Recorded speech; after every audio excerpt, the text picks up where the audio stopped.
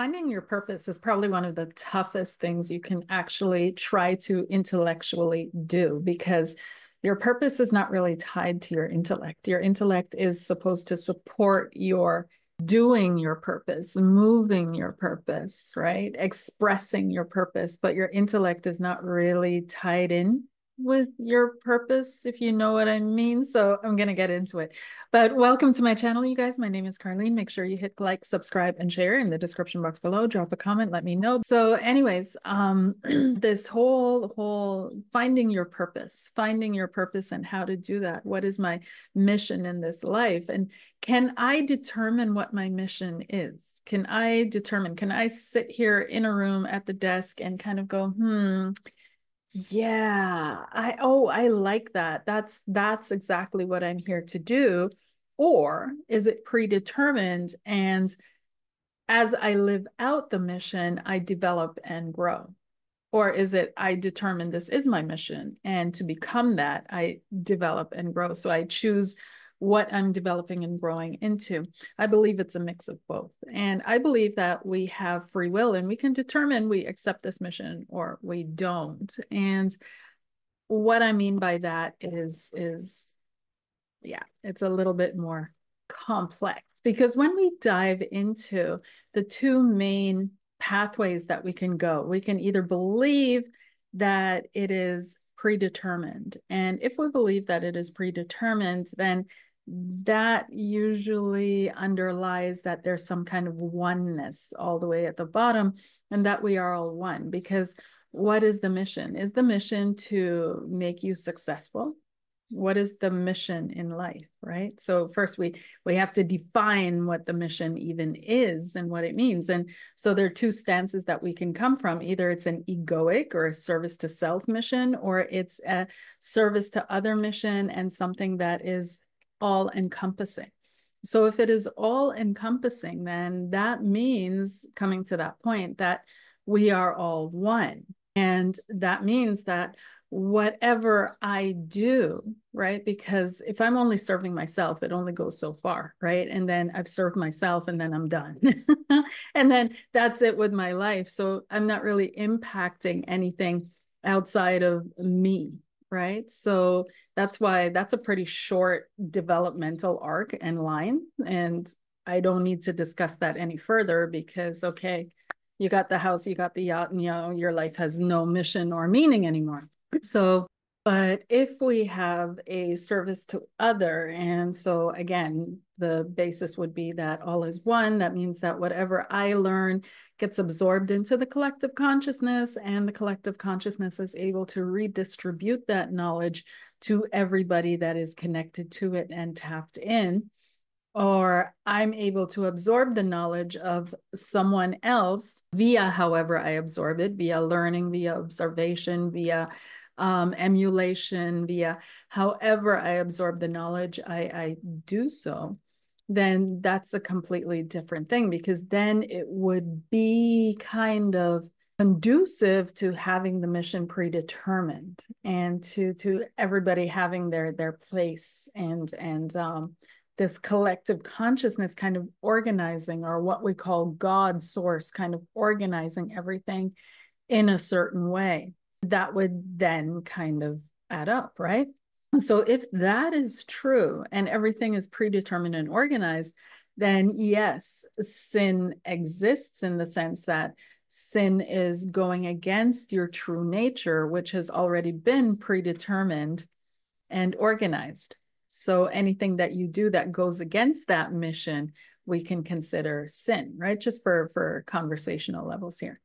So let's say that it's not organized and predetermined, then sin doesn't exist and would make no sense, because then it's a really exploratory way of living. And you can do whatever has been given you the capability to do. You're actually meant to live it all out on every level. So which one is true? So we're moving out of a paradigm of either or. And we're already in the throes of and also. So that means that a lot of different things can be true simultaneously. So while, yes, certain aspects of our life in certain consciousness levels are predetermined in the sense that we underlie the rules that govern those levels of consciousness. Once we transcend those, or we move higher, or we expand our awareness, we expand our perception, then it is possible that we're opening ourselves up to higher levels of awareness in which these rules do not apply. So that means that we're now in the and also.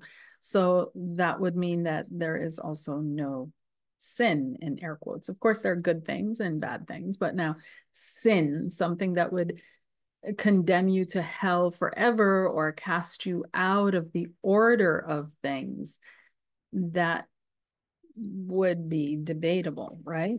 So what how can you determine your purpose? Now we're moving out of this basis, right? So again, there are two different pathways to walk.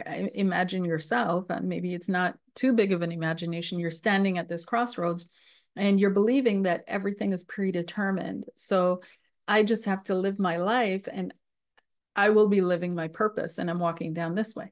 And now we're finding out, oh, there's another fork, there's another pathway, and that one is nothing is predetermined, and I'm free to choose whatever I want to be and can be, and to live in it, to experience.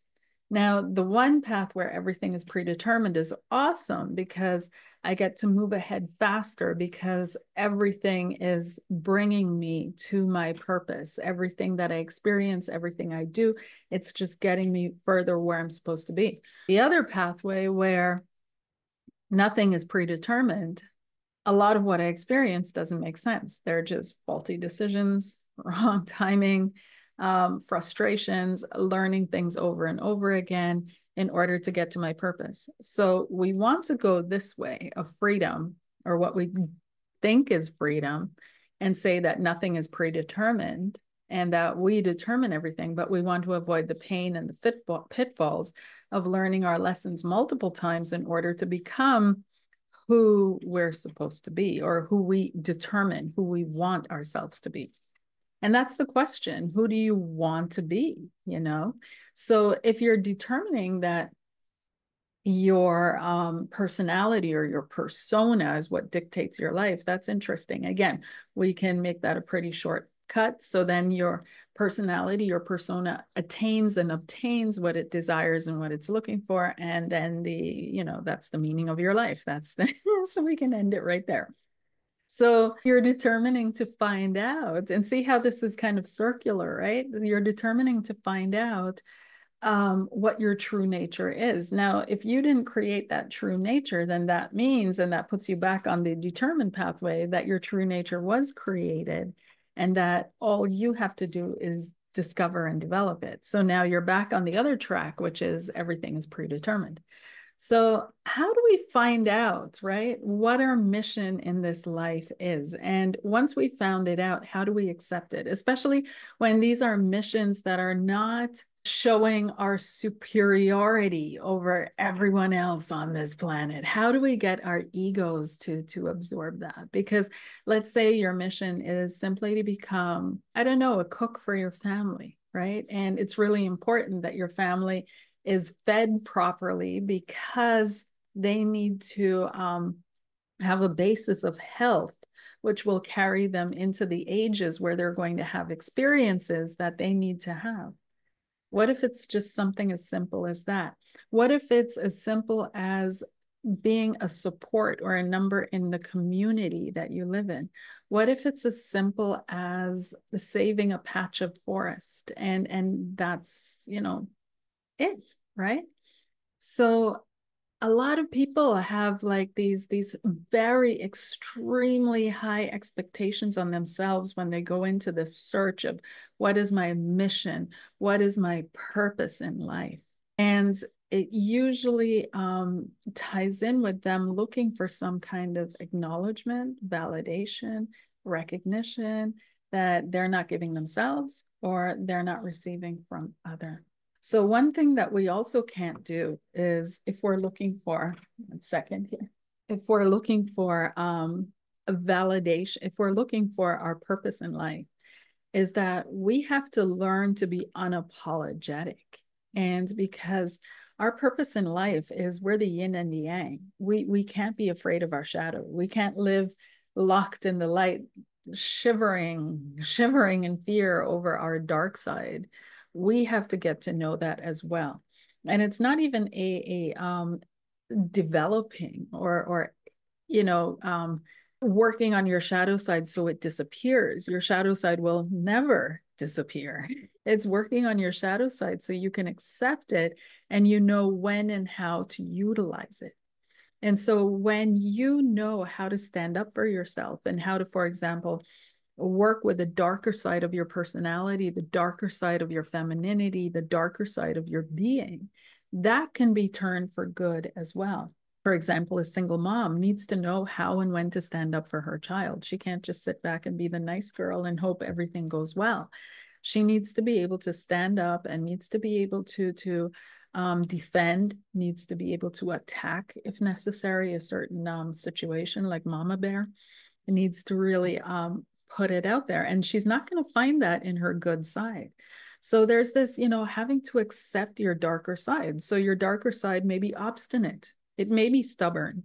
It may be unwilling. It may be questioning. It may be doubting. It may be all these things. You may be passive aggressive. That just may be your way. Of course, it's usually better to be really direct and straight and set a hard boundary and be absolutely clear, because passive aggressiveness has to do with manipulations. We don't want to manipulate as such, but maybe you are a manipulator, right?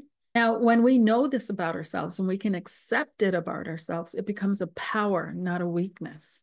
And we notice, oh, okay, you're triggering me, and now this is the program that's running within me. I can feel me starting to want to manipulate you or to dominate you or to cut you down or to, okay, deep breath in. You're not the person. This is not the time. And this is where, acceptance and maturity comes in, right? So, but let's say you're on a flight to Dallas, Texas, and the stewardess is serving everyone but you, completely ignoring you, not paying attention to you, doesn't care, and is just, when she does acknowledge you, downright rude. Then it's okay to step up for yourself. And you're probably going to go into your dark side unless you've completely clamped it down. And then you're going to be accepting of the dark sides of other people. Now, I was taught way back when with in shamanism that it's important to live a little bit of your darkness. It's like taking, in antique times, people used to drink a little bit of poison every day to hopefully make themselves immune or build up tolerance to certain levels of poison within them. And it's a similar thing. I was told that if you don't live a little bit of your darkness, it's going to encounter you from the outside as a dark experience. Like, you have to learn to master this. And so part of conquering your life mission or finding your life mission is you have to accept these darker sides of yourself and become master over them and know when to utilize them, because they're your gifts, they're your weapons, they're your protection.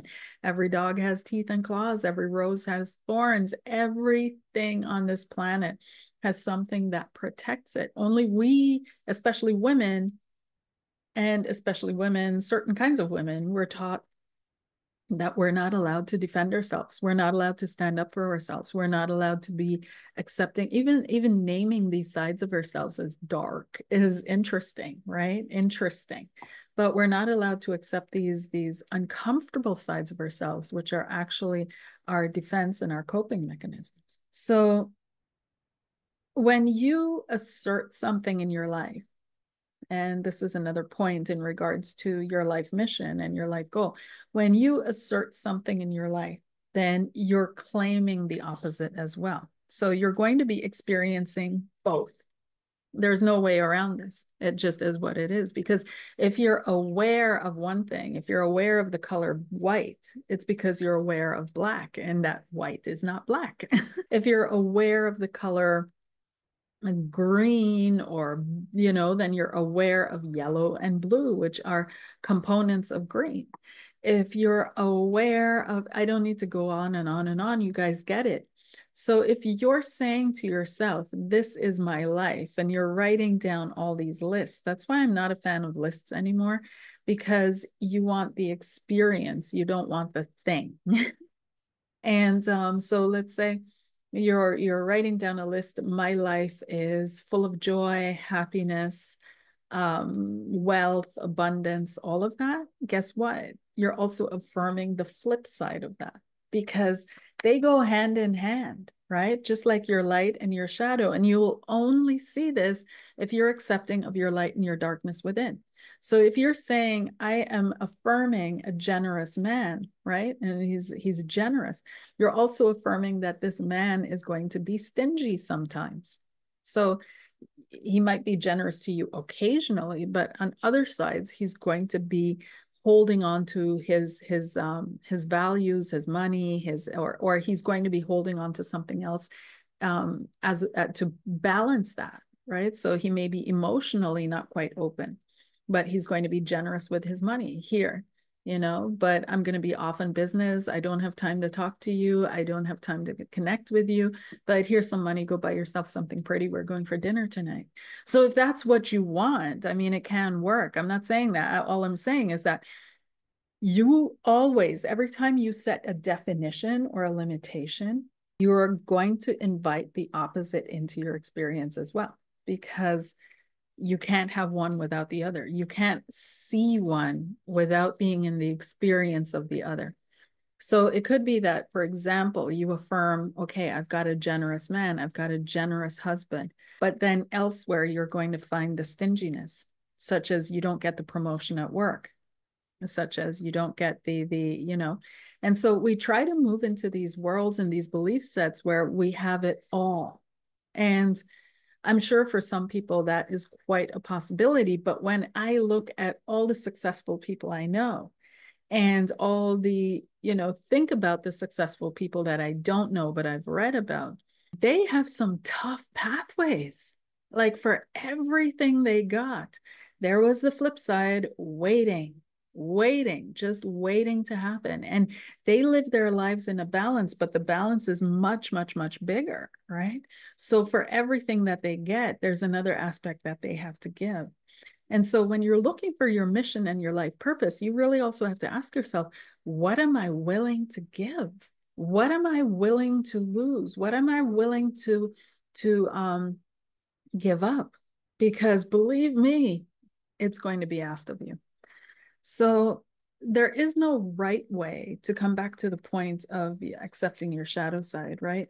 And we think that, going into learning how to deal with your shadow and learning how to deal with your darker sides, that you're going to find somehow the magic formula. And this is, excuse me, you can learn how to articulate yourself better. You can learn how to hold speeches. You can learn how to communicate better at your place of work or with your team members and things of that nature. You can, but there's some fundamental personality aspects or aspects of your being that are unchangeable. So, for example, you like, I don't know, strawberry ice cream. Okay. And so somebody comes along and says, do you like chocolate? Here, I bought you some chocolate ice cream. And you now, in your unevolved aspect, no, I never liked chocolate. Why don't you know this already? Have you, not paid attention to me over the years? I feel so unseen and unheard. And now in your evolved aspect, you can decide to say like, nope, thank you. I still haven't learned how to like chocolate. It's just not my flavor. I like strawberry, and I'll just continue with that. So there's certain aspects of yourself that are unchangeable. And these you have to accept because that's what makes you uniquely you. And everything else that you're able to change is actually your ego and your persona and your adaptation to things. So your soul changes through experience. It changes via experiences. That's why we have experiences, not through thought decisions. We can change our actions and how we communicate and how we express through our decisions, but our soul and how it generates the world that we walk through and the experiences that we have it changes through experiences. So the earlier that you can accept that for yourself, you've now accepted your shadow side. You've accepted that your soul is creating experiences for it to experience, and that the intellect, basically the ego, you're just here to make it all happen. You're the interface between what the soul is experiencing and this outer realm. Then you've also learned to that you can change certain things, but other things you cannot. And you've learned that it's okay to be your dark side as well. And that you have the option of believing that everything is predetermined. And you also have the option of believing that nothing is predetermined and you have the choice. But either way, it's going to all lead back to one road.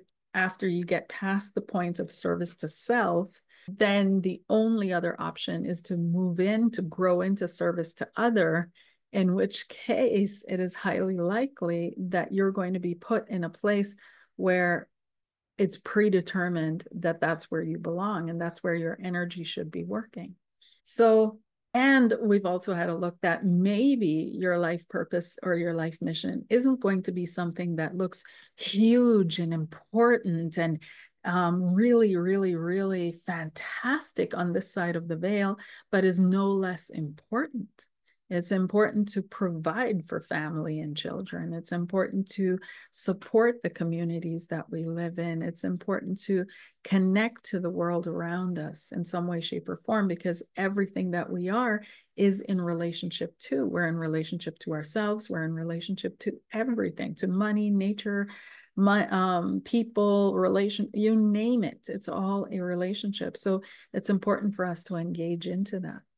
So all this being considered, right, and wrapped up nicely in a bow tie, how can you see the red thread of experiences that shows what you're actually doing here? And one thing you can look at for sure is conflict. Where conflict has popped up in your life and how you've dealt with it and how others have dealt with you. Because conflict always usually shows the limitations that we have. Conflict shows the boundaries of what we're able to process, change in that moment. And conflict can open up portals of opportunity. We know this. Conflict is a moment that can create all kinds of fantastic stuff. There's nothing wrong with conflict. But this is where you're really going to see, what is my energy doing here? What does it do with people? What does it trigger them into? What does it push in them? And that's where you can start to see a little bit of, who you really are. And this is why it's also so important to accept your shadow side, because that's the unconscious side of yourself that is also coming out and revealing itself. So that's another part of you. That's the part of you that's going to make your impact on this world whole. And so you can see it whole, right? So for some people, you're going to be a reflector where you just project back to other people who they and what they are. And most of us are probably going to think, oh, that's me, but that's not quite true. Some of you are instigators where you trigger people. Some of you are going to be, there's so many different things, right? But some of you have nothing to do with other human beings, and it's for animals and plants. Some of you, it's going to be animals, plants, and human beings, what have you. But that's where you're really going to find the truth, because believe me, God doesn't care about how much money you make. Okay. Money is a funnel for opportunity, because if you're looking at the people, and like I said in other videos a couple of years ago, sure, we can criticize a lot about Bill Gates. We can criticize a lot about all these people that have tons of money that come into our world. However, they are funnels of money. They're funnels of abundance. They're funnels of this energy for people that aren't doing it for themselves. And so a lot of people are employed. They are in employed positions. So they need an employer. So all these people that are super, providing these employment opportunities for other people, they're actually also in spiritual service, whether we like it or not, because this whole construct, this whole thing, it's all spiritual. I'm not saying every single being and person here is an angel and that everybody's doing it right. I don't know. Okay. I have my suspicions. I have my theories, my feelings, my ideas, my insights, my intuitions, right? But ultimately, at the end of the day, no one here knows the full picture or everything, because we'd have to take everything into consideration from the beginning of the beginning of the beginning of time and who we really are to the very end of time and beyond to really understand what the hell is going on here. But from what we can see up until now, right? And when we really look at it, is that these people are funnels of money and abundance for people that cannot or won't or don't need to, are not supposed to in this life, do it for themselves. And nobody can 100% do it for themselves anyways. Like that's a given. But these people are like faucets. You turn on water and just abundance flows through them, and everybody else can go to that well and pick up their bucket of water. Okay. That's what was given to me to see years and years ago of why these people exist. So for them to be that, though, they're going to have certain characteristics and certain character traits that are not conducive to people who are not in that position and who are not supposed to be those faucets of abundance for others. They're going to be completely, they're a different makeup, setup, everything. And so that would be comparing apples to oranges, because somebody who's meant to build a school, build a hospital, right? They're going to be complete. There's going to be a different set of requirements of soul composition and mind connection, all of that. And that's all I need to say to that. So, but have a look at, the the conflict that you create in your relationships and what it has caused other people to do or see or perceive. And that's step one. And then you have to give yourself time. So when you're looking at people that you've had connections with, and that's your step two, look at the things they've done with their lives after you've exited their life. So what kind of changes happened? For example, you broke up with someone. What did that person go on to do with his life or their life or her life? What kind of person did they connect to? What kind of, experiences did they create for themselves, if you know it? So you'll see through these two main observations a little bit of what your energy does. And you'll also see when you realize that your energy is not completely under your control. You can flow with it, you can go with it, but it's not something that you can intellectually control. This is going to be the impression that I have on you. The other person determines how they receive that energy and the impression that it makes on them. So, but you can see what kind of color you radiate. You can see what kind of frequency you're putting out there. And then you can start to write down abstractly, right? So really generalizing the effect that you have on the force field of life. And then from there, everything else will flow and you'll start to see what you're here to do. And that's on the deep soul level, right? So if you're looking for God to say, I'm going to give you, I don't know, the job of at a publishing company, okay? And you're going to be an editor at a publishing company, and that is your mission in life, and that's what you're meant to do. And you're meant to work exactly so and so many hours a week, and you're meant to make exactly this amount a week. You're going to be very disappointed because spirit world doesn't vibe like that, right? These are all creations that we have on this side of the veil. It's more about what kind of experiences are you here to create and generate and support? What kind of consciousness streams are you here to strengthen and to possibly open into this world, open the doors for into this world? So that's more along the lines of finding your mission in life rather than finding a job. or a career. That can be absolutely your choice.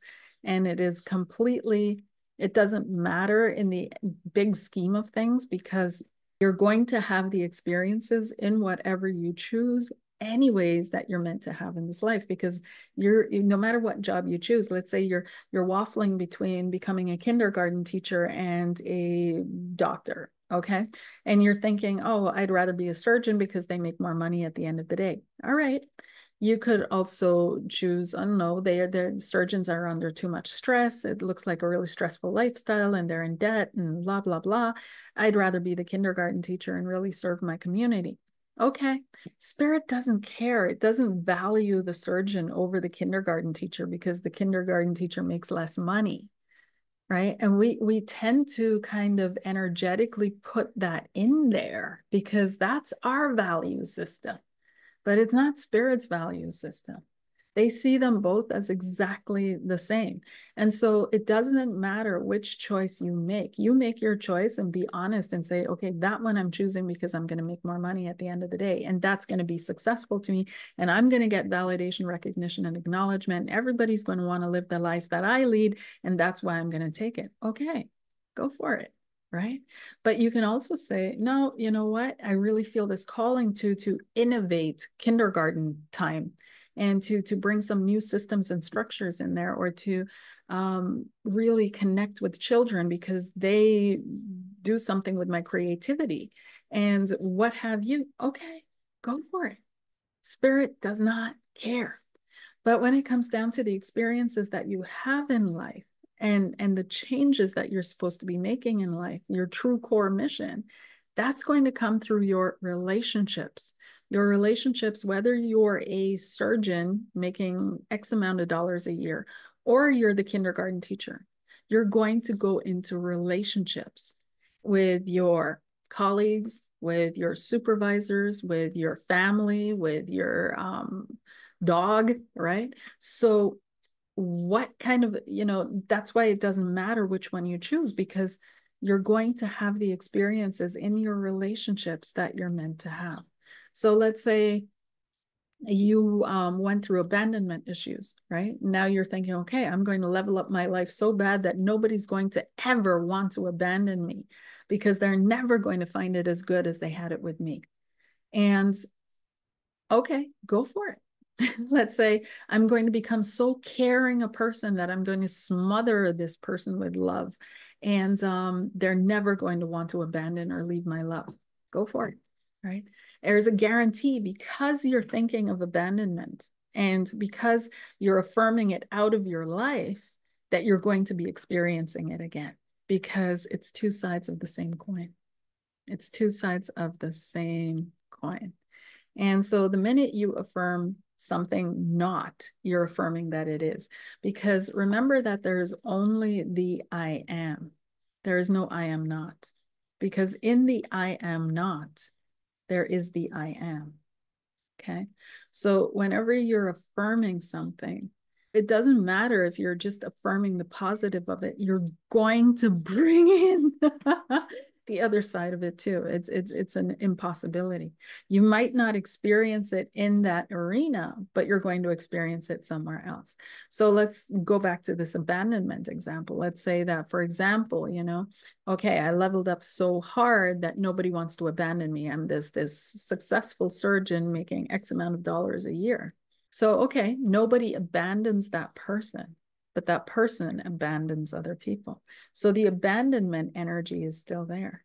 And maybe unwillingly, maybe not knowingly, but let's say they're never around. They're never at home because they're always working. They're always at the hospital. They're not even bad people, right? But they're always at the hospital. So they miss birthdays, they miss soccer games, they miss all these things. And the kids end up growing feeling abandoned because this person is so focused on, I'm not going to be abandoned. So maybe they're not, and they actually manifested that. The kids are super loyal. The wife is super loyal. Everybody gets it and understands, and everybody works together to support. But while he's so busy focusing on not being abandoned, he's abandoning. And so that energy is still there, right? So the only way to work with that energy is to accept it and to love it. This is why accepting your shadow side is so important, especially when you're looking at what am I here to do in my life? Because not everything that you're meant to do in your life is going to be angelic and positive and or what we term in our current cultural understanding. Not everything. Sometimes you're meant to be difficult. Sometimes you're meant to shake things up a little bit. Sometimes you're meant to be that person. It's going to be very painful for you. And so some of you are going to now ask, okay, how to avoid that? How do I change that? Can I go into the Akashic records and change it? Well, if you did that, and you really could do that, you would be changing your base frequency vibration, that vibration of self, that purity of self that was not created by you. Because we create our ego, we create our persona, but that pure star essence that is emanated, that is the key on the piano, you didn't create that, right? That's who you are, and all you can do is learn to love that. So if you changed your actual mission, right, or you change that, then you would be changing the core frequency of your being. And that's why it's so difficult for so many people, because this core understand realization is when it boils down to it, it can be difficult to accept, because then things start becoming unfair, but they're only unfair because we don't see the big picture. We don't understand the full ramification of things. And we keep forgetting that this side of the veil is not all there is. It isn't all there is. And so that's why I'm hosting a remote viewing workshop, and it's going to be over 4 weeks, you guys. It's 4 hours once a week, and each week we dive in deeper and deeper and deeper, but I teach you everything, because remote viewing is absolutely, it's a technology that we all possess. We can all do it. And I help you with tips and tricks and meditations, the right questioning, the right framing, all of that to really dive deep. And this is, really great for people that have clients, so that you have consistent results for your clients, so that you have consistent, accurate, long-term results for your clients. And for your family, for your friends, for yourself, so that you can choose which timeline you also want to more focus on, that you want to put your attention on and therefore experience. So, and which one is best for you at this time, because even though one looks better, it might not be the best for you at this time. So it could be that you need to remote view into your future to see which pathway is the best way for me, or what opportunities are coming my way. You can do that. So sign up for it. It's 4 weeks. It's going to be amazing. It's going to be fun. It's going to be deep, because I go deep. And we'll see what comes up for you. What amazing things are there waiting for you. Okay. You'll find the link in the description box below this video. But so back to your mission in life and what you're here to do. It's highly unlikely, like I said, to be tied to a specific expression of work. Now, some of you are going to come and say, okay, but what about Van Gogh? Van Gogh even said, there's some kind of a quote floating around from him that his mother said if he would be it didn't matter. In essence, the quote was saying it didn't matter what he did, he was going to be, oh no, Picasso. It didn't matter what he did, he was going to be a great at it, because the experience was to bring his inner self to the out and to become great at it. So it didn't matter if he was a painter or an architect or what have you. Now, that was obviously somewhere in his being to paint, so that's the route that he took. But there's another reality out there where Picasso never painted a picture. And so it goes for you, because it's really about the experience. It's about the soul awareness. It's about the feelings. It's not about the emotions so much, right? But it's about the feelings. Okay, you guys, I hope that made sense, and I hope that helped. And so to summarize, I'd say you can start off with determining, do you believe that everything is predetermined, or everything is you determine, right? And then take it from there. See what pops up for you. If you do believe that everything is predetermined, then you can dive right in and start having a look at the situations that you've gone through and how you've encountered them, your shadow sides, of course, moving into that, not to dissolve them, but to accept them. And through that, become master of them. And you can have a look at what people did after they've moved on from you or after you moved on from them. You can have a look at how the opposite manifested into your life of what you claim to be true, such as I am abundant, I am wealthy. Okay, so then you got the abundance, you got the wealth, or you got the non-abandonment, or all the other examples that I stated. How did the opposite show up for you? Because it's still there in your field of consciousness. And accept that, bring it in, because we're here bringing these two halves together. We're here making everything whole and making everything one. And then you have a general overview, sort of, kind of what you're actually here to do. And how you choose to express that is completely up to you. So totally up to you. So if you choose that, it is up to you how what your mission is and what you're meant to do here, then you can write down how and when that was true for you. How did you see that actually happening? And also write down when the opposite was true, when you saw something else coming through. Okay. And this does not convince you that one side or the other. It's to give you a whole vision, a whole view. Okay. And and then you can take it from there as well. You can start writing down when one thing, you've affirmed one thing and it came through in the way that you wanted to, but then the opposite came through in something else as well. And you can also write down how people respond to you when you show up in the energy that you want to bring to this planet or you want to bring to the world, and how much effort you put into that, how naturally it flows for you. So write it all out, right? And try to be as honest and authentic and as truthful as you can be, because it's just you and your pen and a piece of paper, or, there's nothing you have to prove to anybody. So just write it all out, see it for what it is, and then you can start getting a general purpose or a general view of how your energy works in this world and what you're actually meant to do. So some of you might be surprised because you've created abundance in the life of others, such as, giving them opportunities or supporting them into abundance. But you keep thinking, oh, it's my friendliness that makes them feel good about themselves.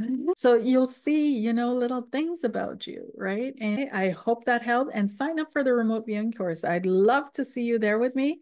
And I'm excited to see what you do with it. And I'm excited to see the success come into your life through remote viewing, and you bringing happiness and joy to others with it too. Okay, take care. Bye.